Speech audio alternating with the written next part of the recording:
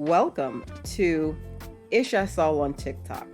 In this series, we look at TikToks and some stitched responses where something very prevalent in dating today is discussed. Then finally, I'll provide my commentary at the end of just me being myself, unfiltered and unadulterated.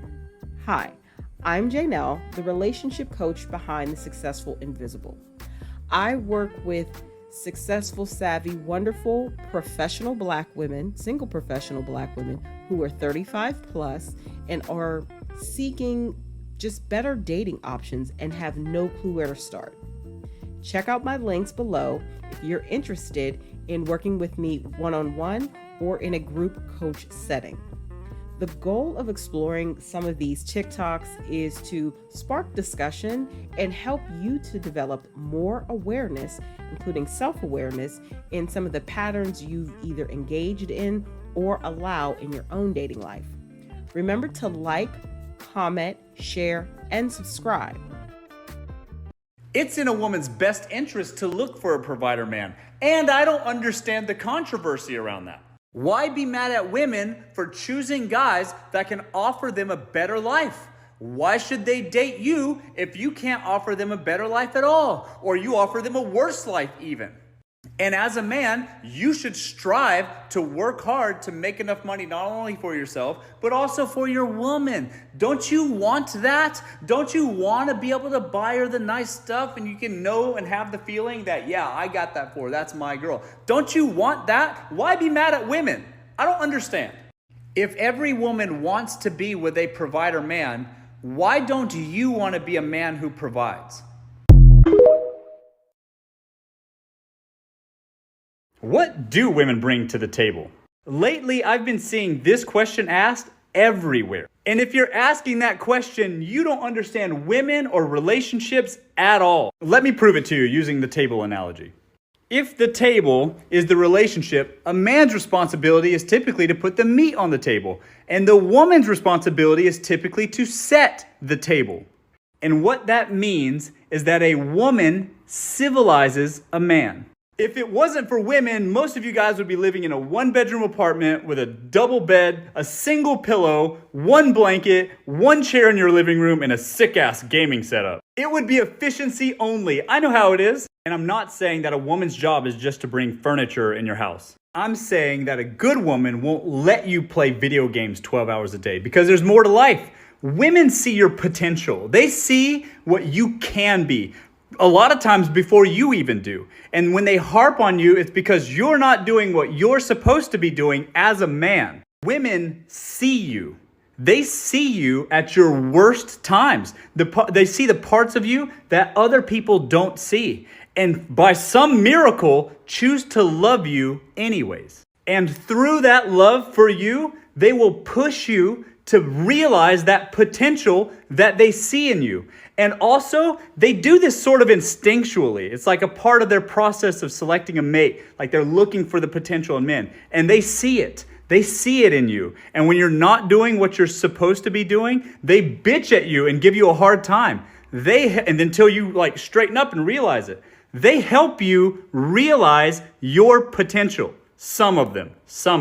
If they're living with you and they see that you are squandering your potential, it's going to come out of them in very interesting ways. They're going to nag you. They're going to harp on you. They're going to be upset with you because they know you can be so much more than the lazy asshole that you probably are by default. Okay? So that is what women bring to the table. They civilize men and teach them responsibility, the value of family, and community, all of which requires you to step up to the plate and become the best version of yourself to set an example for your kids and the people around you. That's what women bring to the table. I hope that helps. So women should ignore the guy with the proven track record and instead date the guy who's unwilling to work and unwilling to do what it takes to make something of himself. Yeah, right.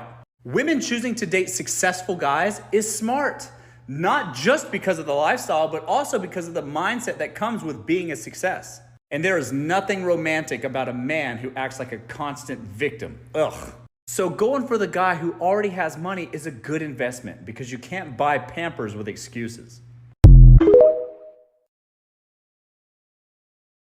You can't convince me that women shouldn't be gold diggers. I think women should only go after successful men because of the money and because of the characteristics that come with being a success. And it's always the broke guys that are mad at that statement. But the reason why they're broke is because of the characteristics that they have that keep them broke. There's always an excuse. There's always a reason why something happened to them and they can't get up off their feet and figure it out. There's always some problem as to why they can't be a success. There's always a story. And if a woman dates that guy, he's going to always have a story for her. Why he can't contribute, why he can't pay the bills, why he can't provide at all. And she's going to be in love with him and then just believe him. And it's just going to end in a constant cycle of making excuses for him. It's a vicious cycle. And successful guys don't make excuses. They do what it takes to become a success and provide for them and their family. All I see now is guys complaining that women are gold diggers. They only want successful guys. But can you blame them? They're just sick of dating men who think that one day they're going to be rich and successful. So because I imagine I will be one day successful, you should date me now and not date the guys that already put the work in, already did the things that it takes to make money in this world. And don't date those guys because that's you being a gold digger. Instead, date me because I have all this potential probably. What are you talking about? That's ridiculous. Women choosing to date rich men goes way beyond just getting their hair and nails paid for by a man. It's about choosing the man that has the characteristics it takes to put the pressure on themselves to succeed in life. And they've already done it. They've already completed the assignment. They're not just trying to convince themselves and others that one day they're going to make it. Don't you see? Don't you get it? So don't be mad at women because you're broke. A man who provides has an internal feeling of responsibility for his people, which by extension means his woman. And a man who doesn't provide or doesn't feel like he should have to doesn't have that same feeling, which blows my mind. Don't you take care of your mama? Like, how is that any different than the mother of your kids or the future mother of your kids? So what's a better choice for women? Pick a man that doesn't feel like he should have to or complains when he's asked, or pick a man that doesn't want his woman to feel that kind of financial stress, so he just handles it. What's better? And as a man, you should want that, because you know what's dope? You're walking around town, your girl's got a fresh set of nails on, she's got jewelry on or whatever, that you got her, that's dope. You know what's not dope? You're walking around with the same girl with nails and diamonds she got from another man. Every man who doesn't want to be a provider for his woman or thinks he shouldn't have to is not a man. That's a little boy. And by the way, that's a mindset thing. If you don't feel personally responsible as a man to take care of the livelihood of your woman or your family, there's something wrong with you, and women should avoid you like the plague. Personally, I like women with expensive taste because that puts the pressure on me as a man to step my game up. And when I'm out with my woman in public and men are going, damn, I couldn't afford it, I like that. Being mad at women for wanting more for themselves is putting that energy in the wrong place. And instead, just do better for yourself. Women don't want to date a man in the first place if they're going to have to pay for half the bills. And do you blame them? If they're going to choose somebody to date, wouldn't they choose somebody that would just make their life easier? And what's wrong with that? I would be embarrassed if we're standing at the cash register and I'm going to be like, oh, well, I got the guacamole and you got the salsa dip, so I'm going to go ahead and pay $15. You can put the rest on her card. That sounds great. That would be embarrassing. And not wanting to pay for 100% of it would make me look bad. Like my friends would make fun of me. The real problem is wanting to be a 50-50 man. Women are expensive. Just accept it. Women are only in it for themselves. They're only pursuing these kinds of guys for their own selfish reasons. Yeah, obviously. And let's just be real here for a second. If you can be with anybody, how do you choose? Do you choose to be with somebody that is already established, already put together, can provide for you the life you want, not only for yourself, but for your kids in the future? Or should you just roll the dice and then take a risk on this other guy because he says that one day he's going to be important? What would you do? Put yourself in their heels for a second. It's the obvious one. And also, criticizing women for pursuing their own self-interest is like the pot calling the kettle black, because you're also pursuing your own self-interest when you talk to them in the first place, you hypocrite. It's always the same losers complaining about women. Look, here's an idea. If you want a woman to choose to stand by your side, be a man worth standing beside first. Dating successful guys, obviously the money's good. You need to have money, life costs money, everything's fucking expensive. God, it's all so expensive. And it just keeps getting more expensive. So you gotta have money, lest you're gonna be like this fast. But then also, the characteristics of being a success is almost always makes you a more upstanding guy than somebody who's not a success. That's it. Usually the guys that are brokies and at the bottom do nothing but make excuses, and then when they get you, by the way, then for some reason, because they got you as a woman, they get this ego about them, like they earned some shit, okay? And then that comes with, they'll cheat on you. You will be a well-established, well-put-together woman, all right? And then you'll date a broke loser who's at the bottom, who will stay at the bottom for the entire year you've dated them or whatever. And then they'll secretly have a Tinder account. Like because they got so much free time on their hands or some shit. And that's more insulting. At least if he's rich and he's got a lot of money, he's attractive, women are coming at him, and it's easier for him.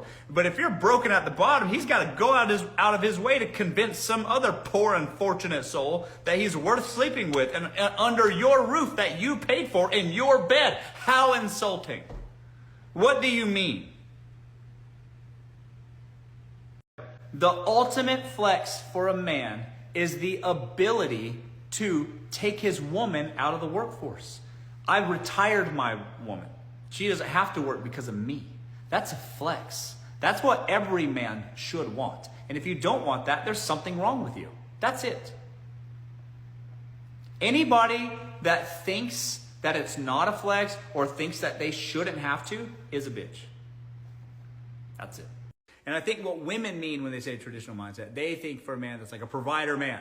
Generally provides for the household so that she can be in her feminine energy and like live at home and like take care of him. He can make sure the house is kind of in order, not clean all the time necessarily because they want some of the man to chip in and do that, but kind of keep the house in order and make sure the kids don't grow up to be the worst, right? Like I said earlier,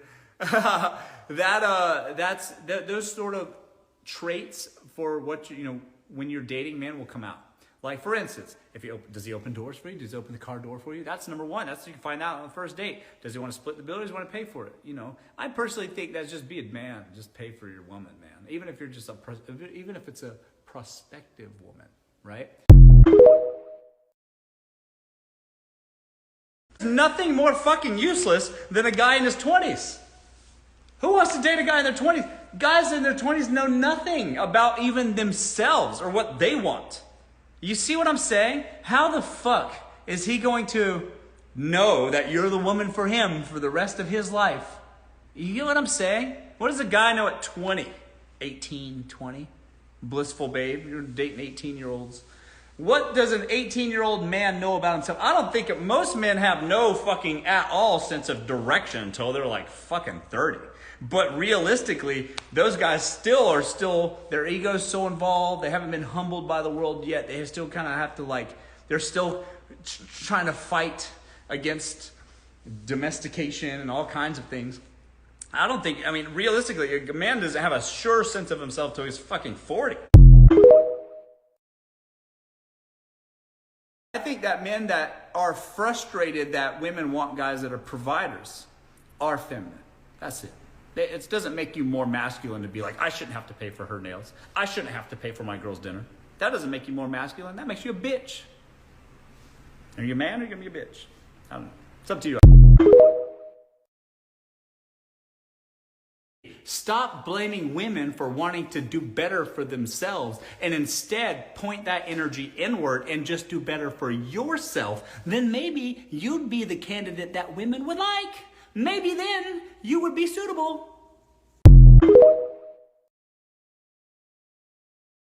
Listen, men don't want to feel used, they want to feel useful. Feel me? You with me? Okay. Now, how do you get the same result and allow for the men to feel useful? How do you get a man to pay your allowance? If you want an allowance, let's put it that way. Here's how you do it. You are dating a man. First and foremost, you have to date a man with means. That's a matter of fact. It's got to be a guy with means in the first place, all right? He's got to have enough money so that it's reasonable to even request. Because if you're dating a guy that's broke, dating a guy that's just getting by, if you're dating a guy that just, can't be bothered and to fill out a job application, obviously that's not going to work for you. Okay? You guys with me? Okay. So, obviously that's not going to work for you. So you got to date a guy that has money. You know he has money. All right? That's first. Got to date a provider. There's no doubt about that. Provider mindset and man. All right? Now, once you know you're dating that guy, and y'all exclusive, that's another one. That's a harder one. That's another one. And y'all exclusive. Then that man, that busy man that has money, you just got to be not very available to him. You can't. You got a long day today. You can't make it to his house. You got a long day. It's been a long day. You're falling asleep on the couch. You're not able to make the trip because you got a work thing. You got to work tomorrow. You have all of these obligations because you yourself are having to pay for your life. You see? How are you supposed to be at a man's convenience if you have to work? You see? Now, if you say that to them directly, the man will feel used. That doesn't work. You need him to feel useful. Okay? So, what does that mean? If you want to get an allowance from a man, you just need to be so busy paying for your life that it's unreasonable for him to ask to see you so much. And if you posture it to him that way, then the man will have the brilliant idea and go, oh, I know what I can do. Why don't I just pay your rent? And then you don't have to work as much and I can see you more often. And then he goes, and then you're like, and then you do this. Oh, wow, yeah. That's a good idea. Okay. Are you sure? Ha ha ha ha ha ha. And that's how you get them, folks. Make the man feel useful if you want to get your rent paid. Let's jump into my favorite part of all of the content I post on YouTube. And that's just my thoughts, where I get to kind of express what I feel about whatever we have read or gone over. So let's get into it. Back with part 2 of men addressing other men's behavior in dating. I wanted to give perspective from a current, dating coach for men, or this gentleman Russell, who gives a lot of advice towards men. And I really appreciate the fact that he is challenging a lot of the rhetoric that men are spewing about not wanting to, do things for women in the dating and the courtship phases, and honestly, how that makes men look. But also, I like that this particular creator or coach or whatever his title is also gives women tea. Him and Shira7 have also done some lives together because he does lean into it. And I think the overwhelming message that a lot of men who are actually interested in having success in dating need to take away is they have to really self-reflect and understand the content they're consuming, understand if they are consuming content that's just making them hate women and not bettering themselves or hate themselves because it's not benefiting them. It's driving them further and further away from what they claim to be their goal, which is a successful relationship or having, a lot of options to date. So these clips really helped bring home some of the common themes we see out here, as well as give feedback to women about how they can be perceived, about how we can be perceived when we are dealing with a man who has, interest in us. So I really like that he kind of toes the line here between, giving feedback to men, but also giving women game, giving us tea, and not in a malicious way. I think he's always doing it from a place of, if a man has a provider mindset, because that's where it starts for any man, them being a provider, them being seen as a leader. This is an internal thing. It starts with their own mindset and their own decision of how they want to show up in the world as a man. In this particular case, specific to dating. Once they have that, they will do work that is in alignment with that. They will move through life in ways that are in alignment with that. They will get an education. They will do the work. They will get the high paying jobs. They will climb the ladder. They will build the businesses to be able to have that satisfaction that they can offer a woman a certain lifestyle. Now, of course, discernment needs to be used on everyone's part. But the point is, it starts with the internal mindset and desire of a man of how he wants to show up in the world, how he wants to be perceived in terms of dating, relationships, long-term partnerships, marriage, etc. And he emphasizes that in the clips. His clips are short, and I think he tries to keep it light. But if you really listen to what he's saying, that resonates. That is kind of his common theme. It starts with men making the decision who they want to be. You want to be seen as the man. You want to be seen as the top guy. You want to be seen as alpha. I don't like that term, but I'm using it for, context here. You have to do certain things. You have to take certain actions. You have to show up certain ways in the world. You have to demonstrate your ability to lead and provide. And that has nothing to do with a woman. That has everything to do with your choice in who you are as a man.